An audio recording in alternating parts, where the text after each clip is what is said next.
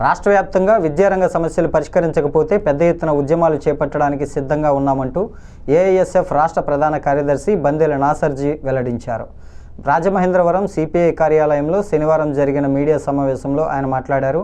ఈ సందర్భంగా మాట్లాడుతూ ఎన్నికలలో ఎన్డీఏ కూటమి ఇచ్చినటువంటి హామీల్లో భాగంగా పీజీ విద్యార్థులకు శాపంగా మారిన జీవో నెంబర్ 77 రద్దు చేయాలని డిమాండ్ చేశారు.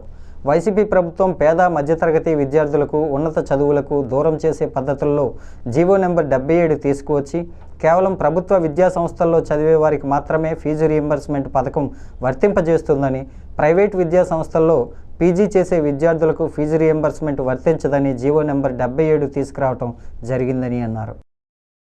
యువగలం పాదయాత్రలో విద్యార్థులను సమీకరించి అనేక హామీలు ఇవ్వడం జరిగింది. ఆ మంగళగిరి నియోజకవర్గంలోనే మేము అధికారంలోకి వచ్చిన వెంటనే ఏదైతే డిగ్రీలు పూర్తి చేసుకున్నటువంటి విద్యార్థులు పీజీకి వెళ్ళాలంటే పీజీ సెట్ రాసిన తర్వాత ఈ జగన్మోహన్ రెడ్డి ప్రభుత్వం కేవలం ప్రభుత్వ పీజీ కళాశాలలు, ప్రభుత్వ యూనివర్సిటీలు సీట్లు వచ్చిన వారికే రియంబర్స్మెంట్ స్కాలర్షిప్ ఇస్తూ ఉంది.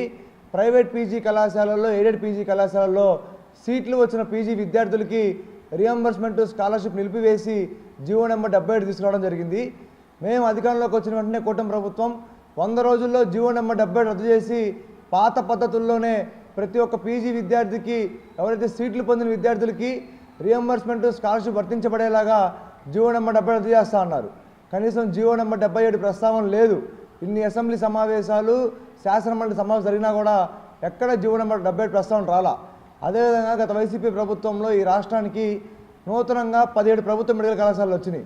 17 మెడికల్ కళాశాలల్లో గత ప్రభుత్వం 5 మెడికల్ కళాశాలలు నిర్మించి పూర్తి స్థాయిలో 50% కన్వీనర్ కోటాగా, 50% బి కేటగిరీ, సి కేటగిరీగా విభజించి బి కేటగిరీని 12 లక్షలకు, సి కేటగిరీ 25 లక్షల రూపాయలకు అమ్ముకుంటా ఉంది. మేము అధికారంలోకి వచ్చిన వెంటనే జీవో నెంబర్ 107, 108 రద్దు చేసి నీట్ రాసి సీటు పొందినటువంటి విద్యార్థులకి పూర్తి స్థాయిలో 100% ఎంబీబీఎస్ సీట్లు ఇస్తామని చెప్పారు.